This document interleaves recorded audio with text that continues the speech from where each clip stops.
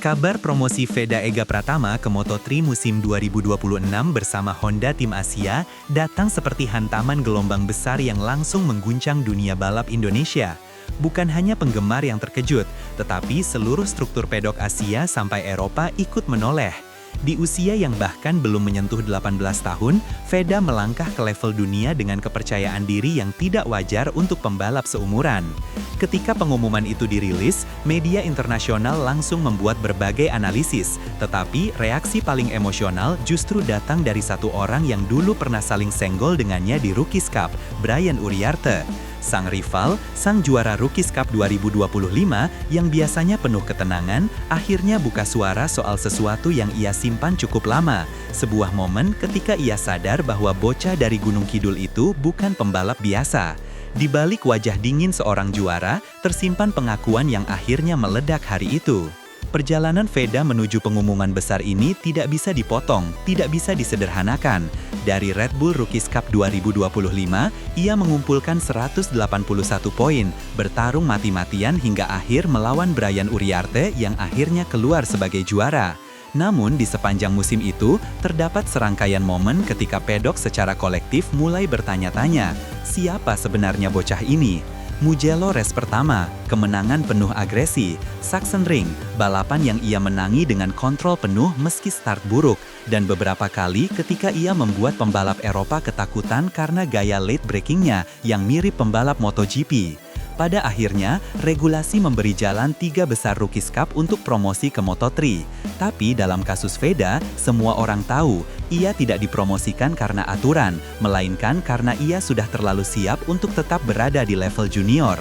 Ketika Honda Tim Asia mengumumkan Veda sebagai pembalap 2026, reaksi pedok langsung campur aduk. Ada yang memuji, ada yang heran, ada yang merasa semua ini terlalu cepat. Namun tidak ada yang lebih menarik dari komentar Brian Uriarte yang muncul beberapa hari kemudian.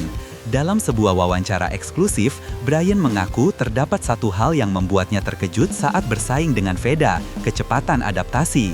Dia belajar dalam 2 lap apa yang pembalap lain butuh 1 musim, kata Brian. Pernyataan itu membuat jagat balap mencuatkan tanda tanya besar. Apakah ini pengakuan tulus atau tanda bahwa Veda akan menjadi ancaman nyata di Moto3 nanti? Saat ucapan itu viral, dunia sadar bahwa seorang rival sejati tidak akan sembarangan memuji, apalagi seorang juara yang baru saja mengungguli Veda dalam klasemen. Menurut Brian, ada 3 aspek yang membuatnya kesulitan tidur selama kompetisi 2025. Ketenangan Veda saat ditekan dari belakang, konsistensi yang hampir tidak masuk akal dalam stint panjang, dan insting membaca momen balap yang biasanya hanya dimiliki pembalap Moto2 ke atas. Dalam duel-duel sengit di Mugello, Brian mengaku sempat panik ketika mendengar suara mesin Veda terus mendekat dari belakang, seakan bocah itu tahu persis di sektor mana ia bisa memangkas jarak. Bahkan, tim Brian pernah mengatakan bahwa telemetri menunjukkan beberapa lap Veda di pertengahan balapan lebih stabil dari pembalap manapun di grid. Itulah yang kemudian membuat promosi Veda terasa bukan sebagai hadiah, melainkan kewajiban. Dan ucapan Brian menegaskan kepada dunia, Veda adalah ancaman yang hanya menunggu waktu untuk meledak. Masuk ke Moto3 berarti Veda menghadapi tantangan brutal, motor yang lebih sensitif, tekanan lebih besar, dan persaingan dengan para pembalap yang sudah ditempa di Eropa sejak kecil. Namun justru ini yang membuat HRC semakin yakin mengambilnya.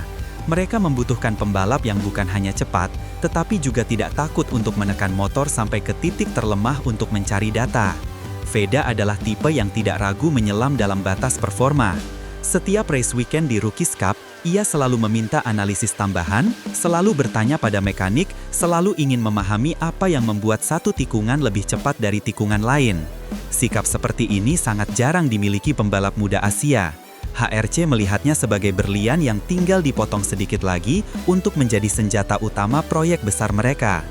Kejutan terbesar terjadi ketika pit wall Honda pecah dalam salah satu sesi tes internal.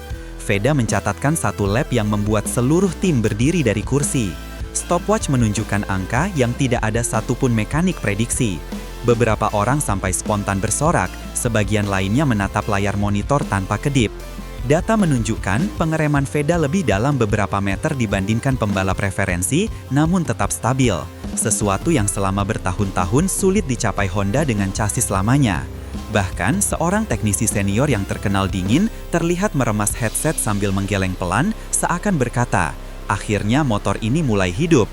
Momen itu yang kemudian tersebar ke berbagai laporan internal memicu rumor bahwa Honda mulai menemukan formula untuk kembali ke papan atas. HRC Jepang selama ini berada dalam tekanan berat. Kritik datang dari berbagai arah. Motor tidak stabil, akselerasi buruk, elektronik tertinggal. Namun mereka memilih diam dan bekerja dalam senyap.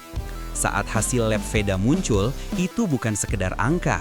Itu adalah tanda bahwa proyek yang mereka bangun selama berbulan-bulan mulai menemui titik terang. Dan yang paling membuat mereka terharu bukan hanya performa motor, tetapi bagaimana Veda sebagai rookie baru mampu memaksimalkan paket itu tanpa rasa takut.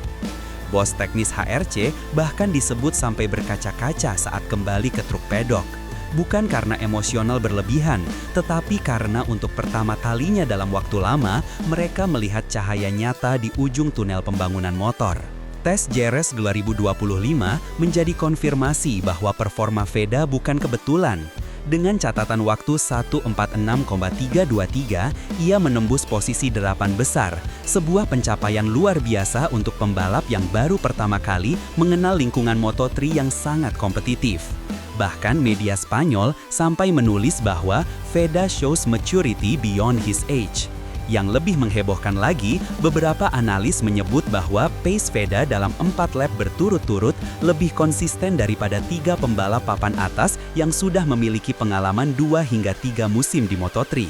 Data ini membuat peta kekuatan musim 2026 berubah total, sebab pembalap Asia jarang muncul sebagai ancaman langsung di tes pramusim. Sementara Veda menggebrak Moto3, Mario Suryo Aji menunjukkan progres signifikan di Moto2 bersama tim Pertamina Mandalika SAG.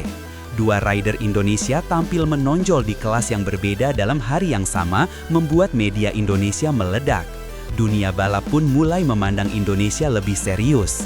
Bahkan beberapa jurnalis asing mulai membuat laporan khusus mengenai The Indonesian Wave.